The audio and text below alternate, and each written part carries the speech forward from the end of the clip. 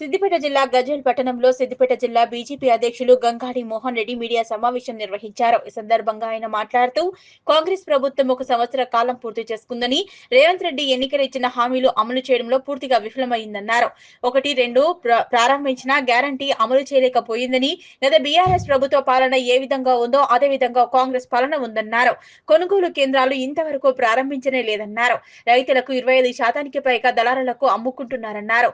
500 bonus ఇస్తామన్న హామీ ఇవ్వలేదని, మహిళలకు ఇస్తామన్న హామీ కళ్యాణ లక్ష్మికి తులం బంగారం ఇస్తానన్న రేవంత్ రెడ్డి ఇంతవరకు ఇవ్వలేదన్నారు. మోదీ ప్రభుత్వంలో దేశానికి ముందుకు తీసుకువెళ్తే రాష్ట్రాన్ని రేవంత్ రెడ్డి వెనక్కి తీసుకువెళ్తున్నారన్నారు. ప్రధాని మోదీని కేసీఆర్ అనుచిత వ్యాఖ్యలు చేస్తే ప్రజలు ఏ విధంగా బుద్ధి చెప్పారో అదే బుద్ధి ప్రజలు రేవంత్ రెడ్డికి బుద్ధి చెప్తారన్నారు. రేవంత్ రెడ్డిని స్థాయిని మర్చిపోయి మాట్లాడుతున్నామన్నారు. డిసెంబర్ 1 నుంచి 5 వరకు పెద్ద ఎత్తున నిరసన కార్యక్రమాలు చేపడతామని, ప్రభుత్వ వైఫల్యాలపై ర్యాలీలు నిర్వహించి నిరసన వ్యక్తం చేస్తామన్నారు. వచ్చే ఎన్నికల్లో బీజేపీ అభ్యర్థుల గెలుపుకు కృషి చేస్తామన్నారు. 13 సంవత్సరాల పాలనలో రావాల్సిన వ్యతిరేక కేవలం 12 నెలలకే ఈ ప్రభుత్వంపై వచ్చిందన్నారు. కాంగ్రెస్ ప్రభుత్వం ఏడాది పాలన పూర్తి చేసుకున్న సందర్భంగా ఇలా కాంగ్రెస్ ప్రభుత్వము రేవంత్ రెడ్డి ఎన్నికల్లో ఇచ్చిన హామీలు,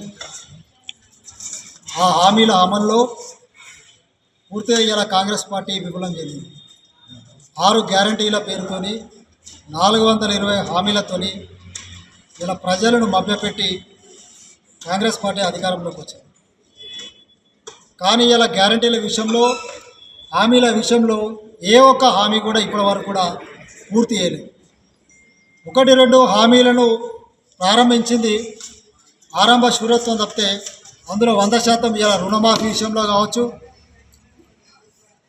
లేకుంటే నిరుద్యోగులకు ఉద్యోగాలు ఇచ్చే విషయంలో కావచ్చు, ఇక మిగతా విషయాలలో ఎక్కడ కూడా ఉచిత బస్సు తప్ప ఈయన ఏ హామీ కూడా ఇప్పటివరకు అమలు చేసిన పరిస్థితి మనకు కనబడతలేదు. ఇలా గత బీఆర్ఎస్ ప్రభుత్వం 10 ఏళ్ల పాలన చూసినాం. గత బీఆర్ఎస్ ప్రభుత్వం 10 ఏళ్ల పాలన ఏ విధంగా ఉండేదో ఇలా రేవంత్ రెడ్డి పాలన కూడా ఇలా కాంగ్రెస్ ప్రభుత్వ పాలన విధంగా అదే విధంగా కొనసాగుతూ ఉన్నది. ఇలా ప్రజలకు ఇచ్చిన హామీలను ఒకవైపు ప్రజలు అడుగుతూ ఉంటే ప్రజల అటెన్షన్ డైవర్ట్ చేస్తూ ఇలా ప్రజలకు అవసరం లేని విషయాలను ఇలా ప్రజల ముందుకు తీసుకొచ్చి ఈరోజు ప్రజల అటెన్షన్ డైవర్ట్ చేసే ప్రయత్నం చేస్తూ ఉన్నాం. గతంలో కేసీఆర్ ఏ విధంగా చేసిండో ఇలా రేవంత్ రెడ్డి కూడా అదే విధంగా చేస్తూ ఉన్నాం. ఇలా రైతులు ఒక దిక్కు కళ్ళలలో పట్టట్లే ఉన్నాయి. ఇలా కొనుగోలు కేంద్రాలు ఇప్పటివరకు కూడా పూర్తి స్థాయిలో ప్రారంభించలేదు. కొనుగోలు నత్తనకు నడుస్తూ ఉంటే ఇంకోవైపు ఇలా నువ్వు 500 రూపాయల బోనస్ ఇస్తా అని చెప్పినావు. ఇలా బోనస్ విషయంలో ఇప్పటివరకు కూడా స్పష్టత లేదు.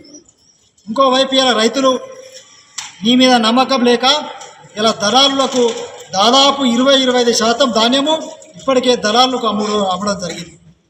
ఇలా రైతులను ఇలా వంచింది ప్రభుత్వం.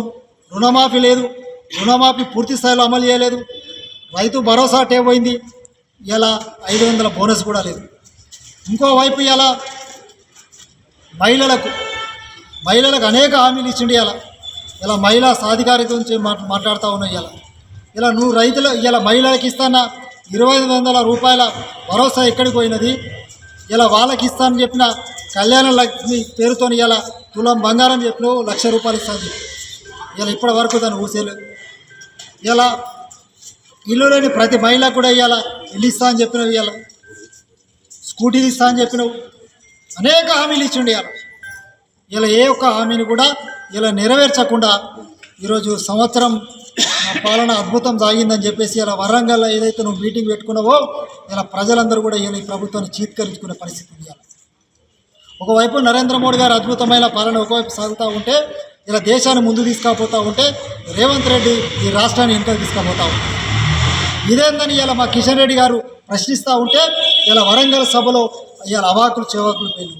నీ స్థాయిని మర్చిపోయింది. ఇలా నేను ముఖ్యమంత్రి అయిన హోదాని మర్చిపోయి ఇలా వ్యక్తిగత దూషణ అవుతూ ఉన్నాం. అయ్యాల కేసీఆర్ కూడా ఇలా మోడీ గారిని ఇలా ప్రధానమంత్రిని పట్టుకొని ఆ రోజు ఏ విధంగా అయితే అవహేళనంగా మాట్లాడిండో అదే దాన్ని ఇలా రేవంత్ రెడ్డి గారు మాట్లాడుతుంది.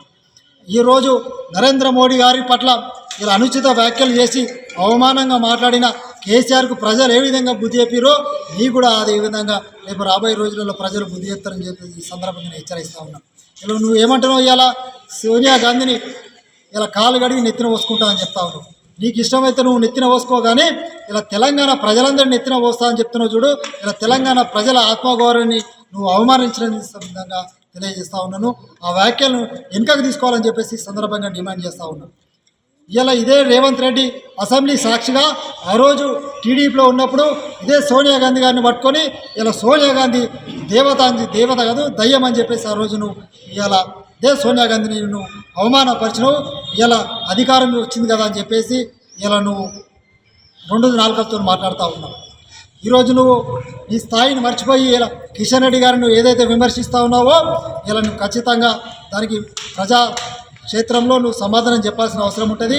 ఇలా నువ్వు ఇచ్చిన హామీల అమలు విషయంలో ఖచ్చితంగా కిషన్ రెడ్డి గారి నేతృత్వంలో ఇలా రఘునందనరావు గారి నేతృత్వంలో రాబోయే రోజులలో ఈ జిల్లా లోపల ముఖ్యంగా ఇలా సిద్దిపేట జిల్లా లోపల అనేక హామీలు ఇచ్చిండి. ఇలా సిద్దిపేట జిల్లా మొత్తం కూడా సంవత్సరం కాలం పూర్తయితా ఉన్నది. ఏ ఒక్క హామీ కూడా ఇలా నువ్వు అమలుకు నోచుకోలేదు. ఇలా ఇందిరమ్మ ఇండ్లు రాలేదు, ఇలా కళ్యాణ లక్ష్మి చెక్కులు రాలేదు, తులం బంగారం రాలేదు, 2500 రాలేదు, నువ్వు ఇస్తాన 4000 2000 పింఛను 4000 రాలేదు, ఇలా రైతు భరోసా లేదు, ఇలా 500 బోనస్ లేదు. ఇట్లా చెప్పుకుంటూ పోతే ఒక దినమంతా చెప్పొచ్చు నీ వైఫల్యాల గురించి. కాబట్టి